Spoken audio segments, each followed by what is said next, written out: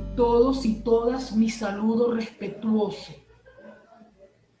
Llamo a Alexandra Molino y considero un gran honor y una oportunidad exponer mi modesta apreciación en torno al tema medular propuesto por el CELAR, por el Centro Latinoamericano, el Centro de Estudios Latinoamericano Rómulo Gallegos, investigar en pandemia. Pues bien, la investigación social por sí misma requiere condiciones materiales y espirituales óptimas a fin de alcanzar los objetivos trazados. En este caso, condiciones óptimas significa tener lo mínimo indispensable para reflexionar productivamente, es decir, estar rodeado de una biblioteca bastante completa, con títulos actualizados, con internet y luz eléctrica estables, un sueldo que cubra los requerimientos diarios para la subsistencia digna, un buen subsidio para adquirir medios tecnológicos, entre otras exigencias impuestas por la dinámica académica. Ahora bien, estas necesidades reales y necesarias y a las que aspiramos a alcanzar, estas demandas me recuerdan, digamos, las permanentes orientaciones del profesor Domingo Felipe Maza Zavala. El maestro siempre alertaba que el quehacer científico social, inclusive el literario, debe estar atravesado por el marco, está atravesado por el marco estructural en el cual se ubica el investigador. Es decir, para investigar necesitamos condiciones óptimas, es obvio. Mas la pregunta medular es la siguiente: ¿por qué en algunas formaciones económico-sociales, a diferencia de otras, la investigación social y literaria, la actividad literaria y artística, se torna un asunto cuesta arriba, difícil? Es decir, ¿por qué sucede así? Por nuestra cultura del petróleo, en nuestro caso como venezolanos, por nuestra cultura petrolera, no hablo en sí del hidrocarburo, sino de la cultura que se desprende de ella, lamentablemente, sobre la base de la cultura de las transnacionales estadounidenses y europeas, la cultura política que se establece, que se introniza en la conciencia, en el subconsciente de casi todos nosotros los venezolanos, es la cultura presidencialista.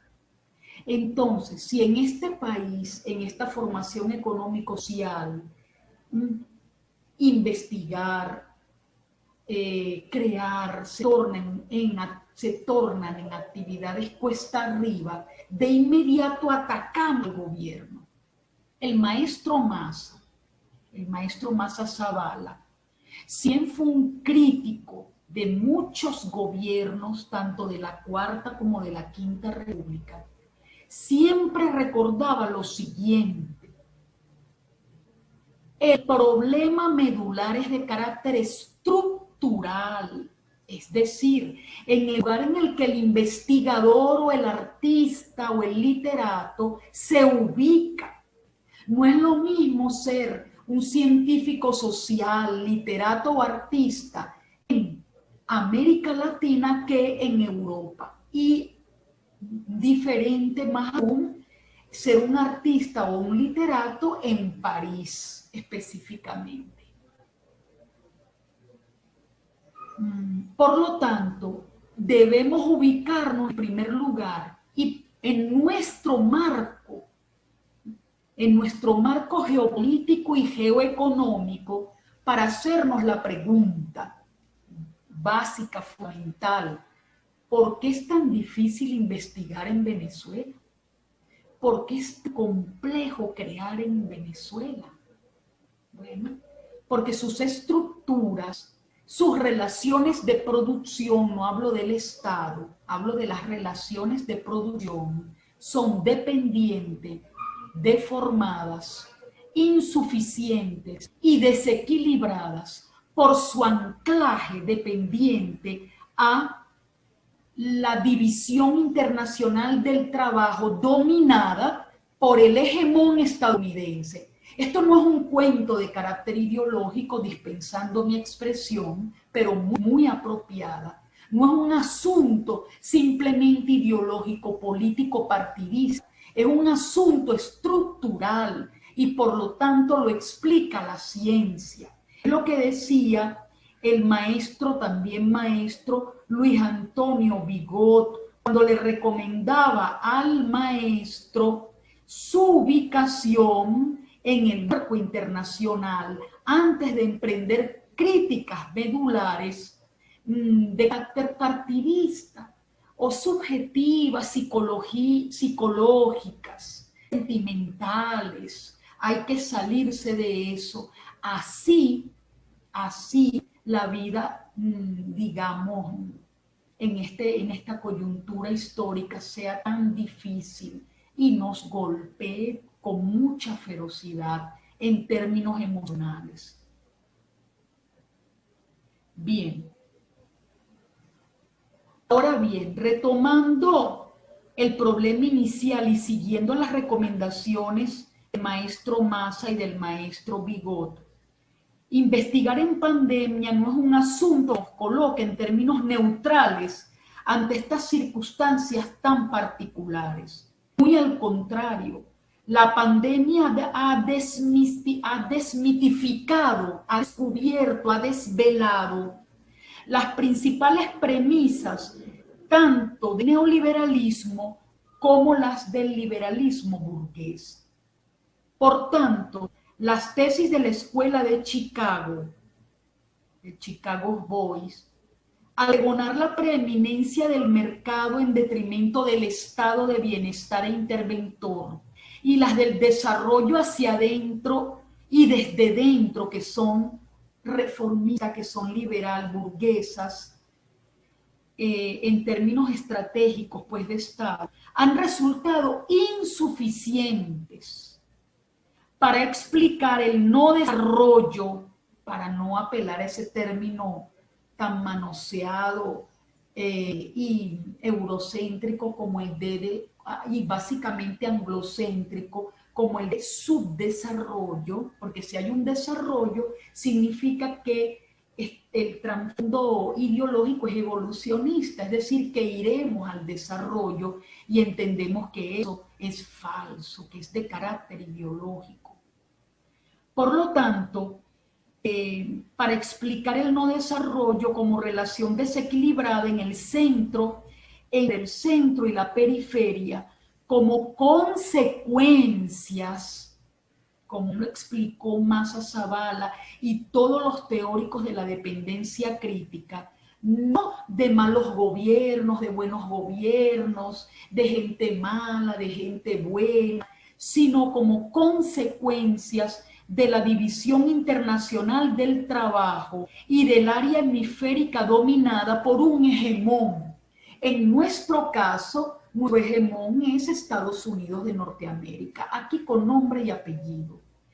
Ojo con lo que voy a decir, dispensando esta expresión un tanto de la doxa, ¿no? Proveniente de la doxa. Mucho cuidado con lo que voy a decir.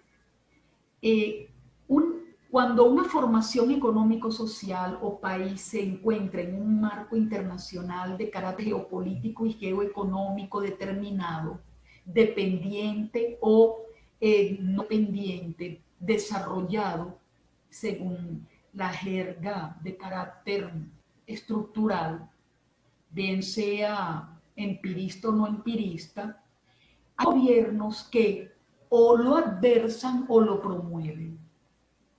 El problema en que nos encontramos hoy, que no es un problema, para muchos es un problema, pero que trata de la posición de una política económica soberana del gobierno bolivariano que intenta zafarse de este marco internacional adverso al desarrollo, adverso a la autodeterminación de los pueblos, digamos, a su derecho a configurarse, a conformarse, a estructurarse como naciones soberanas.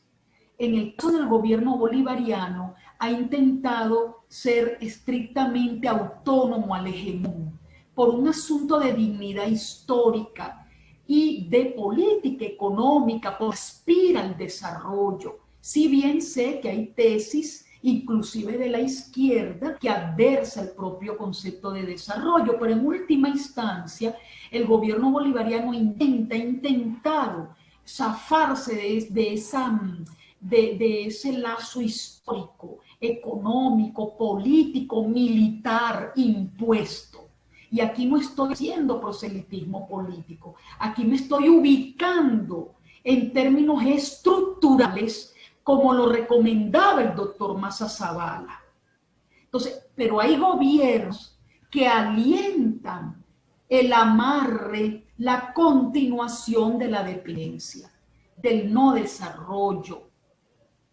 Bien, por lo tanto, para no, digamos, extender esta exposición más de lo debido, en suma, investigar en pandemia nos deja claro dos asuntos.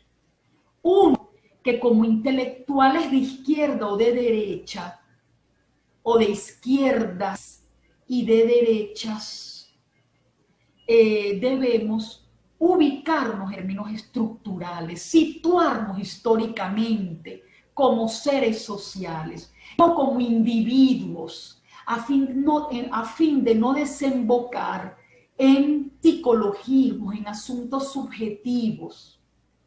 Y dos, es necesario revalorizar el Estado interventor y de derecho.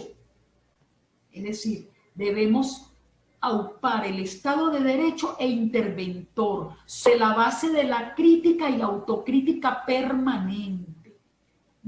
Cuando hablo de crítica y autocrítica, no es solo a nosotros mismos como actores sociales, como seres sociales, mejor dicho, sino también a cualquier gobierno, sea de izquierda o de derecha. Es necesario como intelectuales hacer, digamos, llevar adelante el ejercicio de la crítica y la autocrítica permanentemente.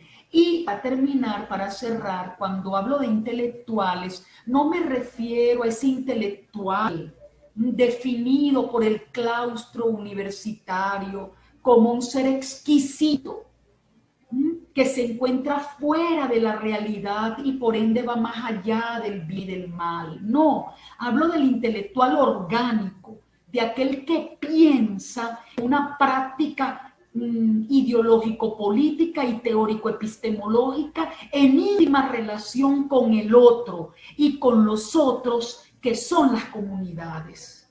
Muchísimas gracias.